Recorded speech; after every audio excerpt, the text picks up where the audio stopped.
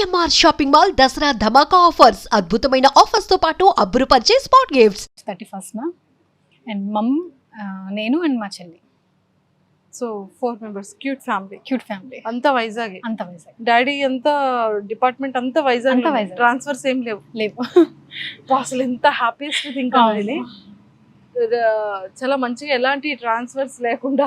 అవును, అంటే ఫాదర్ కూడా మా ఎడ్యుకేషన్ గురించి కొంచెం ట్రాన్స్ఫర్స్ వచ్చినా కూడా కొంచెం మేనేజ్ చేసుకున్నారు ఫస్ట్ నుంచి. చేసుకునేవాళ్ళు. అందులో ఇద్దరు ఆడపిల్లలు. So Born education and everything Vizag. అంటే నేను పుట్టింది ఈస్ట్ గోదావరి, బట్ స్కూలింగ్ పెరగడం అంతా కూడా వైజాగ్ లో సెటిల్డ్ కూడా వైజాగ్.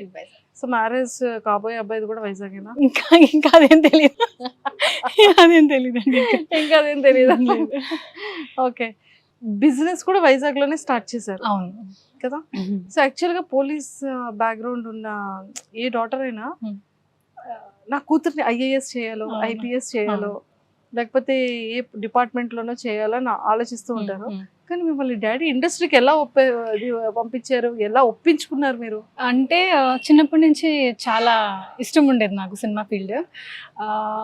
ఇంటర్మీడియట్ అనుకుంటా నేను. అప్పుడు మా ఫాదర్కి చెప్పాను, ఇలా నాకు యాక్టింగ్ ఇంట్రెస్ట్ ఉంది అంటే ఫస్ట్ ఏదో ఒక డిగ్రీ తెచ్చుకో, దాని తర్వాత టైం ఇస్తానని చెప్పారు. సో నేను బ్యాచులర్ ఆఫ్ ఇంజనీరింగ్ సివిల్ అనమాట. యాక్చువల్గా నాకు కంప్లీట్ చేస్తూనే అండ్ సాటర్డే అండ్ సండే టైమ్స్లో కొంచెం బంక్స్ కొట్టి షూటింగ్స్కి షార్ట్ ఫిలిమ్స్ అలా చేస్తూ ఉండేది అనమాట. ఓకే, సో మీ ఫస్ట్ షార్ట్ ఫిలిం ఏంటి వైజాగ్లో? నా ఫస్ట్ షార్ట్ ఫిల్మ్ వచ్చేసి love in Vizag. Shanmukh Jaswanth hero. Shanmukh Jaswanth గారితో ఫస్ట్ షార్ట్ లీడ్ గా చేశారు. తన హీరో అండ్ నేను actor. Love in Vizag. So అప్పటికి తన స్టేజ్ ఎలా ఉండేది? అంటే లైక్ ఇప్పుడు ఉన్నంత ఫేమ్ ఉండేదా? లేదు, షణ్ముఖ్ జశ్వంత్ ఇప్పుడు లేదు, నార్మల్ గానే ఉన్నారు. అప్పుడు తను ఏదో ఒక సిరీస్ ఏదో చేసినట్టు గుర్తు నాకు యూట్యూబ్ లో. అది ఒక ఫన్నీ సిరీస్ అనమాట. సో దాంట్లో ఫేమస్, బట్ నాతో పోల్చుకుంటే Shanmukh Jaswanth is a famous person అప్పట్లో. సో ఇప్పటికి టచ్ లో ఉన్నారా మీతో షణ్ముఖ్? లేదు, షణ్ముఖ్ జశ్వంత్ అంటే నేను కూడా ఎప్పుడు టెక్స్ట్ చేయలేదు. అక్కడ లవ్ ఇన్ వైజాగ్ తో మొదలైంది షార్ట్ ఫిలిం. అంటే ఏ ఇయర్ అండి ఇది? 2015 లో. ఓకే, ఆ తర్వాత డర్టీ పిక్చర్ అని ఒక షార్ట్ ఫిల్మ్ చేశాను. మళ్ళీ అందులో కూడా షణ్ముఖ్ జశ్వంత్ గెస్ట్ రోల్ చేశారు. మళ్ళీ డర్టీ పిక్చర్ ఇది వైజాగ్ ప్రొడక్షన్. అచ్చా. దాని తర్వాత నా ఫస్ట్ ఫిల్మ్ 2016 లో రిలీజ్ అయింది, కాలాయ తస్మే నమః అని.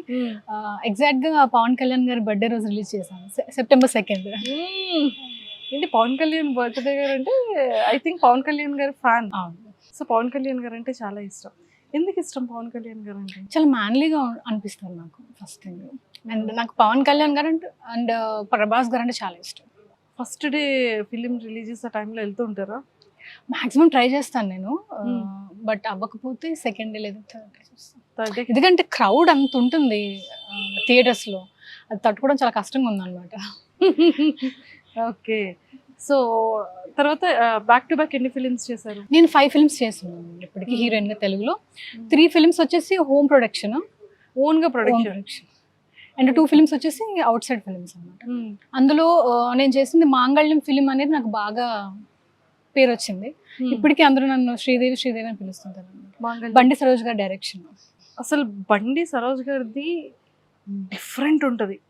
అతని యాటిట్యూడ్, అతని బిహేవియర్ అండ్ టేకింగ్ స్టోరీ అంతా కూడా డిఫరెంట్గా ఉంటుంది కదా. అందులో శ్రీదేవి క్యారెక్టర్ ఎలా డిజైన్ చేశారు, మీకు ఎలా నరేట్ చేశారు? యాక్చువల్గా ఈ కన్వర్జేషన్ స్టార్ట్ అవడమే చాలా డిఫరెంట్గా స్టార్ట్ అయింది. ఆ టైంలో 2021లో అనుకుంటా నేను సామి కవర్ సాంగ్ నేను చేశాను. ఫస్ట్ టైం నేను నా లైఫ్లో, నా కెరియర్లో ఫస్ట్ కవర్ సాంగ్ అనమాట. ఎలా చేశానంటే నా 2 బ్యాంగిల్స్, గోల్డ్ బ్యాంగిల్స్ నేను తాకట్టు పెట్టి డబ్బులు తీసుకొచ్చి చేశాను అనమాట. సో అదే పోస్ట్ పెట్టా ఫేస్బుక్లో. పెడితే అది బాగా వైరల్ అయిందనమాట. సో ఇంత ప్యాషన్ ఉంది నీకు అని చెప్పేసి చాలామంది నన్ను బాగా అప్రిషియేట్ చేశారు. ఆ పోస్ట్ చూసి నాకు సరోజ్ కుమార్ గారు నాకు మెసేజ్ చేశారు అనమాట ఫేస్బుక్లో. రేఖ, నీ ప్యాషన్ నాకు నచ్చింది, సో నేను తీసుకోవాలనుకుంటున్నాను నా నెక్స్ట్ ప్రాజెక్ట్లో అని చెప్పారు. బట్ అవుట్లైన్ మాత్రం చెప్పారు, స్టోరీ నాకు ఫుల్గా చెప్పలేదు. ఇలా అంతర్వేదిలో షూటింగ్ ఉంది, ఒక 1 వీక్ నువ్వు వచ్చేసాయి అని చెప్పారనమాట. సో వెళ్ళాను, చేశాను, ఒక 1 వీక్ షూట్ చేశాను. హాస్పిటాలిటీ అంతా కూడా చాలా బాగా చూసుకున్నారు, హ్యాపీ షూటింగ్ అంతా కూడా. ఎంత రెమ్యునరేషన్ ఇచ్చారు ఆ టైంలో? యాక్చువల్గా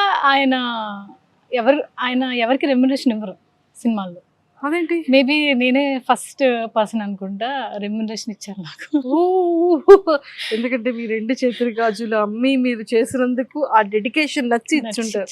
ఎంత రెమ్యునరేషన్ ఇచ్చారు? చెప్పకూడదేమో. చెప్పచ్చు, పర్వాలేదు. అంటే అతను ఇచ్చిన ఫస్ట్ రెమ్యునరేషన్ కదా. 25,000 ఇచ్చారు. సో మొత్తానికైతే అలా సాధించారు, ఇవ్వని వ్యక్తితో కూడా ఇచ్చే విధంగా. రేఖా గారు, ఓకే. సో అక్కడ 1 వీక్ అయిందా షూట్? అంతర్వేదిలో 1 వీక్ అయింది షూట్. సో క్యారెక్టర్ ఎలా ఉండింది? అంటే రెగ్యులర్ ప్యాటర్నే నా క్యారెక్టర్ వచ్చేసి. అందులో ఏంటంటే అబ్బాయిని మోసం చేసి వేరే అమెరికా సంబంధం వస్తే ఆ పెళ్లి సంబంధం చేసుకుని వెళ్ళిపోవాలన్నమాట. రెగ్యులర్ ప్యాటర్నే. బట్ ఎందుకో తెలీదు, జనాలకి విపరీతంగా నచ్చింది అది. మేబీ మూవీలో కొంచెం లాంగ్వేజ్ కొంచెం జనాలు హర్ట్ చేసేటట్టు ఉంటుంది, కొంచెం అబ్యూజివ్గా ఉంటుంది ఒక అమ్మాయిని. అవును. సో అంటే ఒకసారి నాకు కూడా కొంచెం హర్టింగ్ అనిపించింది. డైలాగ్స్ కొంచెం అబ్యూజివ్గా, అమ్మాయిల్ని ఎలాగైతే అబ్యూజివ్గా మాట్లాడతారో, కమెంట్స్ చేస్తారో అలా ఉంది. బట్ సరోజ్ సార్ ఏం చెప్పారంటే, చూడు రేఖ, ఇది మనం ఇలా పెట్టాలి ఇక్కడ మనం. సో డైలాగ్స్ నువ్వేం హట్ కాకు, ఇందులో ఉన్న క్యారెక్టర్ని అలా మనం మాట్లాడుతున్నాం కానీ నిన్ను కాదు అని చెప్పారు. ఏదైనా ఒక్క డైలాగ్ మీకు హట్టింగ్ అనిపించే డైలాగే చెప్పండి. అది అంటే మేల్ వెర్షన్ అది. నేను అంటే హీరో అంటాడు అనమాట. హీరో మిమ్మల్ని అంటారు. సో మీరు ఇచ్చిన మీ హీరో మిమ్మల్ని అన్న డైలాగ్ ఏంటి? మీరు మీకు నచ్చిన డైలాగ్ ఏంటి అంటే చెప్పచ్చా? చెప్పచ్చు, పర్వాలేదు. ఓకే. అంటే హీరో చాలా కోపంగా ఉంటాడు, నేను వెళ్తాను, అప్పటికి నాకు తెలుసు అనమాట నాకు అమెరికా సంబంధం వచ్చిందని. సో హీరో కూడా తెలిసిపోయింది ఈ విషయం. సో నేను చాలా భయంగా వెళ్తుంటాను. సో అక్కడ ఒక వర్డ్ వస్తుంది అనమాట. వచ్చిన తర్వాత నేను 1 నుంచి 3 లెక్క పెట్టే లోపు నువ్వు ఇక్కడి నుంచి తిరిగి వెళ్ళిపోకపోతే నిన్ను ఏం చేస్తానో తెలీదు అనే ఒక డైలాగ్ ఉంటుంది అనమాట. అప్పుడు నేను ఫాస్ట్గా తిరిగి పరిగెట్టుకుంటూ వెళ్ళిపోతున్నాను అనమాట. సో అక్కడ కొంచెం నాకు అనిపించింది ఆ వర్డ్ వల్ల.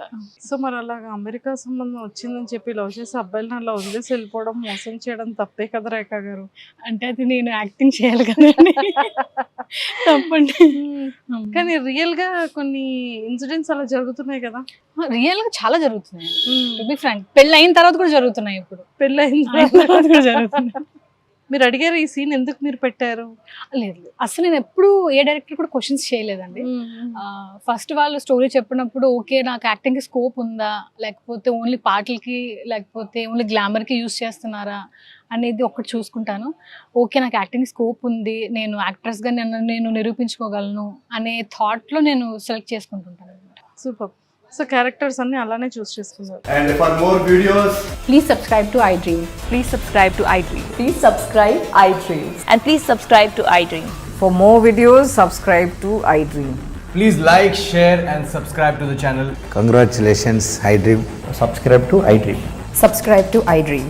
So subscribe to iDream Media. iDream ki iDream team andarki huge congratulations. Please subscribe iDream Media. Please subscribe to iDream. Subscribe iDream. Please subscribe to iDream. iDream అంటే నా కళల ఛానల్ను సబ్స్క్రైబ్ చేసుకున్న నోరు తిరుగుతలేదు, మీరైతే గంట గుర్తు కొట్టండి. For more such videos, please subscribe to iDream.